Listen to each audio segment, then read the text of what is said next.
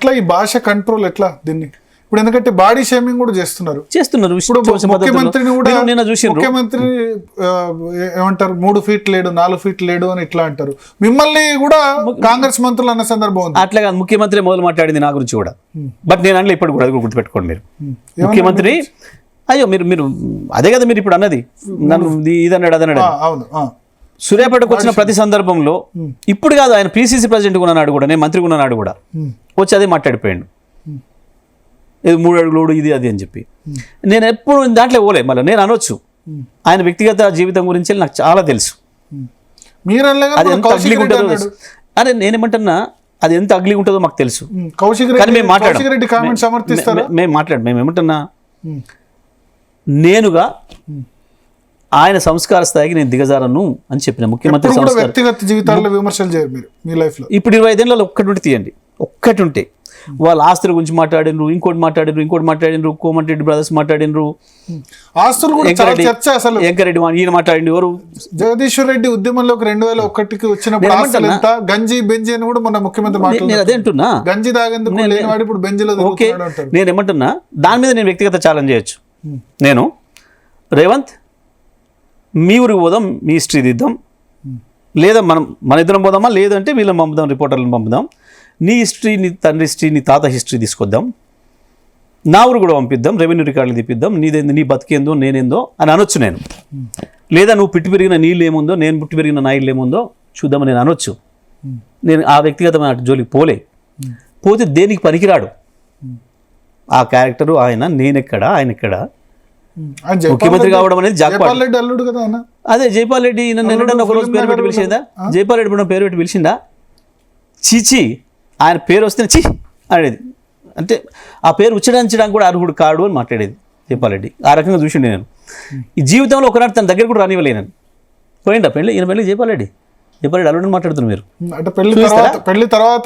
ఒక్కసారి వాళ్ళ ఇంటి పేరు చూపిస్తారా ఒక్కసారి వాళ్ళ ఇంటి పేరు చూపిస్తారా ఎక్కడైనా ఈయనింటికి ఆయన కానీ ఇద్దరు కలుసుకున్న సందర్భాలు చూపిస్తారా నేను ఏమంటానంటే నాకు వ్యక్తిగతమైన వాటి జోలిపోవడం ఇష్టం లేదు ఫోన్ మాట్లాడను నేను ఎప్పుడు నన్ను ఎంత రెచ్చగొట్టినా నేను వాళ్ళ స్థాయికి దిగజాను అంటే 100 ఎకరాల ఫామ్ హౌస్ ఉంది ఇట్లా నేను ఏమంటున్నా నాకు 100 ఎకరాలు ఉందా 1000 ఎకరాలు ఉందా నాకు అప్పుడేముంది నాకు ఇప్పుడేముంది అనేది అన్ని లెక్కలు ఉన్నాయి క్లియర్గా ఉన్నాయి నేను ఎప్పుడేముండే నేను ఏమంటాను ఇప్పటికి కూడా ఆ సాక్ష్యాలు అట్లే మిగిలి ఉన్నాయి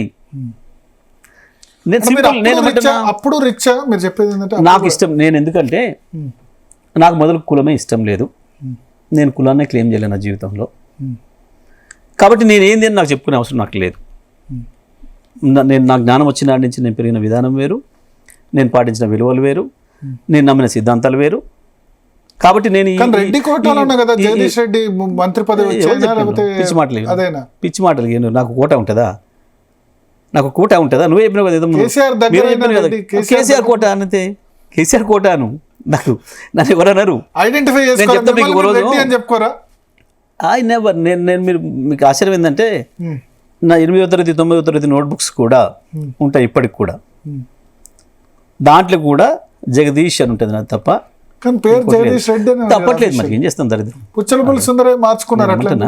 లేదు ఆయన కూడా రికార్డులు ఏం మారలేదు కూడా అప్పుడు నేను నా రికార్డు నేను మార్చుకునే శక్తి కాదు కదా నాది బట్ నేను రాసుకున్నాను కానీ నేను 11 ఏళ్ళకే కులాలు లేవు అని చెప్పి కులం బద్దలు కొట్టి బయటకు వచ్చినాను 11వ సంవత్సరంలో నేను అది మా ఫాదర్ మదర్ వాళ్ళ గొప్పతనం వాళ్ళు పాటించలేదు నేను దాన్ని తీసుకొని వచ్చి ఎదిగినోని నేనే కాదు మా ఫ్యామిలీ మెంబర్స్ అందరం కూడా మా జీవితంలో కులాల ప్రస్తావన లేదు నేను చెప్తాను ఇప్పటికి కూడా ఇప్పుడు మీరేందో కూడా నాకు తెలియదు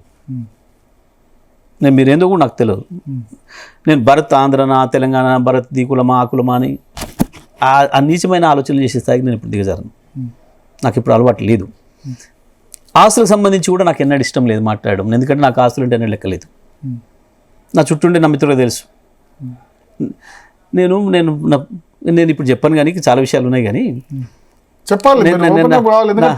నేను నా భార్యను నేను ఇంటర్వ్యూ చేయడానికి పోయినాం తెలుచుపులు అంటే ఆర్ట్స్ కాలేజ్ ముందట ఇంటర్వ్యూ చేసిన పోయి అక్కడ చదువుతుందంటే నేను మన అడిగిన మొదటి ప్రశ్న తెలుసా మీకు తెలంగాణ అంటే మీకు ఏమైనా ఐడియా ఉందా విన్నావా ఎప్పుడైనా అప్పుడే కదా పెట్టి నెల 2 నెలలు కదా ఇది ఈ మధ్యన అంటుంటారు నాకు సరి తెలియదు ఓకే నేనేం పని చేస్తున్నాను తెలుసా మీరు అడ్వకేట్ అన్నారు అడ్వకేట్నే కానీ నేను తెలంగాణ ఉద్యమంలో ఫుల్ టైం పోతున్నా, ఆ విషయం గుర్తుపెట్టుకోవాలి. నీకు ఆస్తుల మీద నీకు నువ్వు హైదరాబాద్లో పుట్టి పెరిగినావు కదా, మరి వచ్చి ఊర్లో ఉంటావా? నేను ఊర్లో ఉండాల్సి వస్తుంది, తెలంగాణ కొరకు పనిచేస్తున్నా, మీరు ఎక్కడ ఉంచినా ఉంటా, చెట్టు కింద ఉంచినా ఉంటా అన్న. ఆస్తుల విషయంలో నీ అభిప్రాయం ఏంది అన్న అంటే అర్థం కాలే అన్న.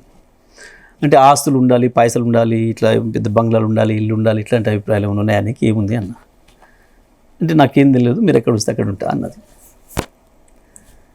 అంటే నేను గప్పుడే గా మాట ముందే కండిషన్ పెట్టిన, ఆస్తులు అంతస్తులు మనకు అవసరం లేదు, ఓకే, నాకు వాటి పట్ల ప్రిపేర్ అయి ఉన్నా. నేను అందుకని ఇల్లు కూడా కట్టాలి ఇప్పటివరకు హైదరాబాద్లో, నాకు ఇల్లు కూడా లేదు. ఆమె కులం కూడా అడగలేదా అంటే ఇక వాళ్ళు తెలుసు, మా ఫాదర్ వాళ్ళు మా మదర్ వాళ్ళు చూసిరు, కానీ నాకేమన్నా పట్టింపు లేదు. అంటే నేను ఎందుకు చెప్తున్నా అంటే నాకు ఇది చెప్పుకోవడం ఇష్టం లేదు వాస్తవానికి, కానీ మీరు ఇలా అన్నారు కాబట్టి నేను కులాలకి మతాలకు అతీతంగా ఆస్తులు నేను కులాలకు మతాలకు అతీతంగా ఆస్తులు అంతస్తులకు అతీతంగా పెరిగి వచ్చినవన్నీ పెరుగుతున్నవన్నీ అట్లనే ఉంటుంది జీవితకాలం. నా పిల్లల్ని కూడా అట్లనే ప్రిపేర్ చేసిన, ఇప్పుడు చదువుకున్నంత వరకే నా బాధ్యత, తర్వాత నేను ఇట్లా కష్టపడేది మీరు కూడా కష్టపడే పని చేసుకోవాలి, మీకు ఎవరికి వాళ్ళకు. పైగా మీరు వెస్ట్రన్ చూస్తున్నారు, 18 నిండిన తర్వాత ఎవరు అమ్మ నాయన మీద ఆధారపడరు, కాబట్టి మీది కూడా మీ పని మీరు చేసుకోండి, మీ కొరకు నేనేం సంపాదించి పెట్టించేది ఉండదు, అంతే మీ పని అని చెప్పి ఇంకంత ప్రిపేర్ చేసి పెడతాను నేను. సో కాబట్టి నాకు ఈ పనికి మళ్ళీ వీటి మీద ఎప్పుడు కూడా భ్రమలు లేవు. నాకు అసలు ఈ పదవి మీదనే భ్రమ లేదు, నాకు ఇది మంత్రి అంటే ఇది పెద్ద పదవి అని అధికారం అని నేను భావించలేదు. నా చుట్టూ ఉన్న మిత్రులు కూడా ఆశ్చర్యపోతారు, ఇదేందన్నా నేను చెప్పిన, అరే ఇది కొద్ది రోజులు ఉండిపోయేదిరా, ఇది కొద్ది రోజులు ఉండిపోయేది. నేను ఇంకోటి కూడా చెప్తున్నా, నేను మినిస్టర్ అనిపించుకోవడం ఫార్మర్ మినిస్టర్ అనిపించుకోవడం కంటే కూడా ఫార్మర్ అనిపించుకోవడం కొరకే ఇష్టపడతాను. నేను ఐఎమ్ ఫార్మర్, నేను గది అంతే. నేను నాకు ఇష్టమైంది అది, నేను ప్రేమించేది అది. మట్టిని ప్రేమిస్తా, గండని కలిసిపోతాం చివరికి ఎవరైనా. కాబట్టి ఈ పనికి మళ్ళీ వాటి మీద భ్రమలు వద్దు, వీటి పట్ల ఇంకోటి వద్దు అని చెప్పి నేను చాలా స్పష్టంగా ఉంటాను మొదటి నుంచి. ఇక గీలకి ఏమర్థమవుతుంది నేను. బట్ ఎందుకు రెడ్డిస్ 2018లో కేసీఆర్ని సపోర్ట్ చేశారు, మొన్న 23 ఎలక్షన్ వచ్చేసరికి ఎందుకు కాంగ్రెస్ వైపు పోయినారు? ఇక రెడ్డిస్ ఒకటేని కాదు, రైతులుగా మోసపోయారు అందరు కూడా. రైతులుగానే 18లో సపోర్ట్ చేసారు అందరు కూడా, కులాలకు అతీతంగా. డ్రాబ్యాక్ ఏమైనా రిటర్న్ అయినట్టు కనిపిస్తుంది రైతులు అందరుగా. అంటే మేజర్ రైతులు అంటే మేజర్ భూములు రెడ్డిస్ చేతులు లేదండి. ఇప్పుడు 80% భూములు వెనుకబడిన తరగతులు ఇతర వర్గాల చేతులకు పోయినాయి. ఎందుకంటే భూకంపాలు మొత్తం కూడా తగ్గిపోయినాయి. అందరు కూడా ఇప్పుడు ఏ గ్రామం పైన 20 ఎకరాల భూమి ఉన్న రైతు ఒకరిద్దరికి మించి కనపడరు మీకు. అంత 2 ఎకరాలు 3 ఎకరాలు 93% చిన్నకారు రైతులే ఇవాళ తెలంగాణలో. ఇప్పుడు భూమి డిస్ట్రిబ్యూట్ కాబడింది, అందుకనే ఇవాళ తెలంగాణలో ఇంత మంచి వాతావరణం. మీరు కుల రైతు సమాజం కావాలంటారు, కానీ ఎట్లా మరి క్యాస్ట్ సెన్సస్ జరుగుతుంది, బీసీ ఇక అవన్నీ వస్తాయి, దాన్ని ఇప్పుడు ఆపలేము మనం. ఇప్పుడు నేను ఆ పనిలో లేను కదా, నేను ఒక్కరిని నేను పాటిస్తే నేను భావిస్తా, కానీ ఇప్పుడు దాని కొరకు పనిచేసే పరిస్థితుల్లో మనం లేము. బీసీలకు న్యాయం ఎట్లా తెలంగాణ రాష్ట్రంలో జరగాలంటే 42% రిజర్వేషన్స్ తప్పకుండా మేము గతంలోనే చేసి పంపించినాం, అది కేంద్రం దగ్గర పెట్టుకుంది, అక్కడ దాని మీద ఇప్పుడు చప్పుడు లేదు. కాంగ్రెస్ తెలిసి కూడా మోసం చేసింది. కామారెడ్డి డిక్లరేషన్ ఇచ్చేటప్పటికే తెలుసు వాళ్ళకి కేంద్రంలో కష్టమవుతుంది, మేము చేయలేము అని. అయినా సరే ఓట్ల కొరకు అన్నాడు మోసం చేసి వేయించుకుంది, స్పష్టంగా ఇవాళ కూడా మోసం చేస్తుంది. ఓకే, ఏంటి జగదీష్ రెడ్డి లైఫ్ అంబిషన్ ఏంటి? ఏం లేదు, తెలంగాణ ప్రజలు ముఖ్యమంత్రి ఏమన్నా ఫ్యూచర్ లో అవకాశం వస్తే. నాకు ఇదే పెద్ద ఇష్టం లేని పదవి, కేసీఆర్ ఇచ్చిండు కాబట్టి బాధ్యత కొరకు చేసినా, కానీ నాకేమి పిచ్చి అంబిషన్స్ లేవు. నాకు ఒకటి ఉండే జీవితంలో. మొట్టమొదలు నేను స్వతంత్ర పోరాట చరిత్ర చదివేటప్పుడు, అబ్బా నేను అప్పుడు లేకపోతేనే ఏ భగత్ సింగ్ లాగానో ఏ చంద్రశేఖర్ ఆజాద్ లాగానో అప్పుడు అమరునై ఉంటే ఎంత బాగుంటుండే అని భావించేది. ఏదైనా చేయాలి ప్రపంచం కొరకు, మన భూమి మీదకి వచ్చినందుకు అని చెప్పి నేను పీడిత ప్రజల విముక్తి కొరకు పనిచేయాలి, ప్రాణం పోయినా ఏం లేదని చెప్పి దాంట్లో వెళ్ళిపోయినవన్నీ, జీవితాన్ని త్యాగం చేసేసి పోదామని. సరే, దురదృష్టం ఆరోగ్యం సహకరించకపోవడం, తప్పని పరిస్థితులలో వెనక్కి రావాల్సి వచ్చింది. వచ్చిన తర్వాత లాయర్గా చేస్తూ కొంత ఎక్కడో అసంతృప్తి, ఏదో చేయాల్సి ఉండే ఏదో చేయలేకపోతున్నాం ఎక్కడో అన్న భావన ఉండే. కరెక్ట్గా కేసీఆర్ గారు తెలంగాణ కొరకు ఇప్పుడైతే పార్టీ పెట్టిండు, ఓహో నాకు ఇప్పుడు ఒక లైఫ్ అంబిషన్ దొరికింది, చలో మాతృభూమి కొరకు పనిచేసే అవకాశం, మనకు జన్మనిచ్చిన నేల తల్లికి మనం సర్వీస్ చేసే అవకాశం మళ్ళీ దొరికింది అని చెప్పి వచ్చిన ఫుల్ టైం పనిచేసిన దాంట్లో. ఇక నాకు వేరే ఏమీ లేదు, జీవితం ఉద్యమం తప్ప అనే పద్ధతుల్లో.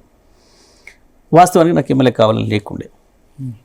కేసీఆర్ మరి చెప్పి లేదు నీలాంటి వాళ్ళు ఉంటేనే ఉపయోగం, ప్రజలకి ఉండి తీరాలి, కేవలం పదవుల కొరకు పదవుల మీద ఆశ వచ్చి ఉండేటోళ్ళు కాకుండా మీలాంటి వాళ్ళు ఉంటే మీరు కేర్ టేకర్ లాగా ఉంటారు, ప్రొటెక్షన్ ఉంటుంది, మీరు ఉండాలి తప్పకుండా అని చెప్పి తను పోటీ చేయాలి అని చెప్పారు. తను పోటీ చేయాలని చెప్పినప్పుడు సహజంగా ఎవరైనా యాంగ్జైటీ ఫీల్ అవుతారు, ఆశీర్వాదం తీసుకొని ప్రయత్నం చేస్తారు, దండం పెట్టి చేస్తారు. నేను మొదటిసారి చెప్పినప్పుడు చాలా మౌనంగా నిలబడ్డా. ఒక 2 నిమిషాల తర్వాత తనే అన్నారు, నువ్వేం ఆలోచిస్తున్నావు నాకు తెలుసు, నాకెందుకు ఎమ్మెల్యే, నేను ఎక్కడైతే అని అనుకుంటున్నావు కదా, నేను ఫస్ట్ ఎమ్మెల్యే అయ్యే రోజు నాడు నేను ఇక్కడ చాలా చిన్నోన్నే, ఏమి కాదు అట్లే నడుస్తుంటుంది ముందు పోతుంది, నువ్వు ప్రిపేర్ అవ్వింగా అని. సరే గమ్మత్తుగా ఎలక్షన్స్ అవుతున్నాయి. నాకు లాస్ట్ బట్ 1 డే నా దగ్గర చివరి మీటింగు.